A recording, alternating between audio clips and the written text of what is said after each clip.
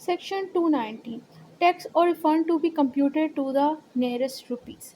Under this section basically ये criteria बताया गया है कि जब भी आप लोगों ने under the provision of this ordinance किसी परसेंट पर यानी टैक्स पेयर का ये आप लोगों ने कैलकुलेट करना है कि इस पर कितनी टैक्स की लायबिलिटी है, मतलब इसने कितना टैक्स पे करना है और कितना इसका रिफ़ंड बनता है। जब भी हम लोगों ने इन दो चीज़ों को यानी टैक्स को और रिफ़ंड को कैलकुलेट करना है कि कितना टैक्स पेयर का रिफ़ंड बनता है और कितना इसका टैक्स बनता है जो उसने पे करना है, उसको कैलकुलेट करते हुए क्या क्राइटेरिया फॉलो किया जाता है as per the provision of this ordinance, ये इस सेक्शन के अंदर बेसिकली डिस्कस किया गया है। तो स्टार्ट करते हैं, जो कहता है कि in the determination of any amount of tax और refund payable under this ordinance, मतलब कि जब भी हम लोग ने ये डिटरमाइन करना है, कैलकुलेट करना है कि कितना अमाउंट ऑफ टैक्स और कितना रिफंड बनता है किसी, मतलब कितना टैक्स इस बंदे ने इस ऑर्डिनेंस के तहत पे करना है और कितना रिफंड इसका बनता है, जब भी हम लोगों ने इसको कैलकुलेट करना है तो हम लोगों ने एक रूल अपने माइंड में रखना है। और वो रूल क्या है जो सेक्शन 219 में बताया गया है कि, और वो क्या रूल है, वो कहते हैं फ्रैक्शन ऑफ अ रुपी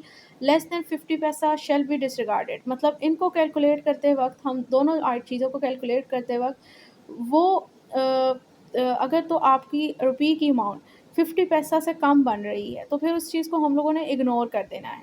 और जब आपकी रुपये की अमाउंट 50 पैसा या उससे ज़्यादा की बन रही है तो फिर उसको हम लोगों ने 1 रुपये के तौर पर कंसीडर करना है। अब ये चीज़ जो है वो बगैर एग्जांपल के समझ नहीं आने वाली, तो इसको हम लोग एग्जांपल के साथ समझते हैं। लेट्स सपोज अगर एक पर्सन है, उसका हम लोग रिटर्न सबमिट कर रहे हैं और उस बंदे का जो है वो टैक्स आ जाता है। अव्वल तो टैक्स आएगा ही नहीं क्योंकि सिस्टम ने ही कैलकुलेट करना होता है। सो आप फ़र्ज़ करें कि उस बंदे का टैक्स आ रहा है 1000.35 पैसा। तो एज़ पर सेक्शन 219 अब आप खुद बताएं क्या उसका टैक्स जो है वो 1000 रुपया 1001 रुपया होगा या फिर सिर्फ 1000 होगा। तो उसका टैक्स सिर्फ और सिर्फ 1000 होगा, क्योंकि यहाँ पर उन्होंने लिख दिया था कि जब आपकी रुपये की फ्रैक्शन 50 पैसा से कम होगी तो उसको हम डिसरिगार्डेड यानी इग्नोर कर देंगे। तो मेरी तो 35 पैसा आ रही थी तो मुझे इतना पता चल जाएगा कि मुझ पे सिर्फ टैक्स लायबिलिटी 1000 रुपये आई है। लेकिन अगर वही टैक्स की अमाउंट आ रही होती, टैक्स पेएबल की अमाउंट आ रही होती 1000.50, तो अब की फ्रैक्शन 50 पैसा है और अगर 65 होता तो यानी 50 पैसा से ज़्यादा है। तो अब जो उस पर टैक्स लायबिलिटी है वो बेसिकली 1001 रुपया है, 1000 नहीं है।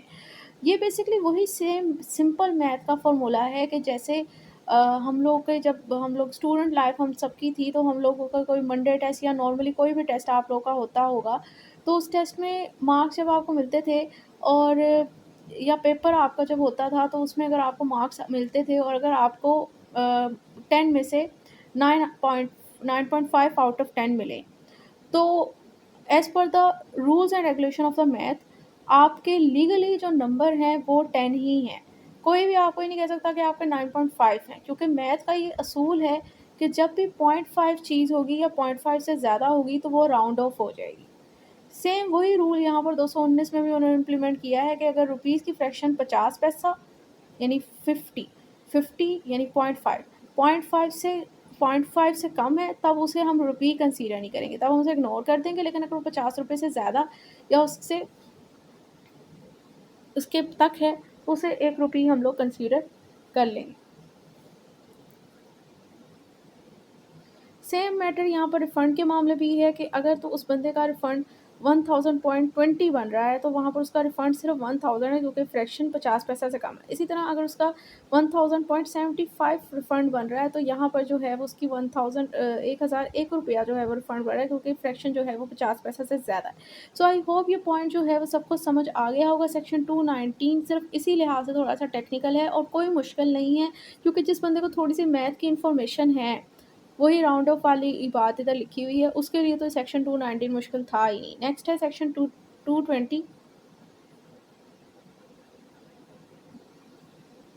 सेक्शन 220 एक लाइन का सेक्शन है और कमिश्नर की एप्लीकेशन लिखी हुई है कि रिसीव फॉर अमाउंट पेड। इस सेक्शन में बेसिकली ये बताया गया है कि under the provision of this ordinance अगर कोई अमाउंट आपने पे की है या कोई अमाउंट जो है वो रिकवर हुई है तो उसकी रिसीट अमाउंट और प्लस टैक्स आपने कोई पे किया है या रिकवर हुआ है, तो उसकी रिसीट जो है वो बेसिकली कमिश्नर ने आपको देनी है।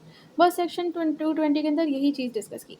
मिसाल के तौर पर आप पर कोई टैक्स लायबिलिटी बननी है, आप पे एडमिटेड इनकम टैक्स बन गया है जब आप रिटर्न सबमिट कर रहे हैं, तो आपने सेक्शन 137 का चालान बनाया। अब जब आपने वो अमाउंट पे किया तो उसकी रिसीट जो है वो कमिश्नर ने आपको देनी है, जो कि सिस्टम पे ही आ जाएगी, जो कि आप पेमेंट में जाके क्लेम पेमेंट कर लेते हो, पेड पेमेंट क्लेम कर लेते हो।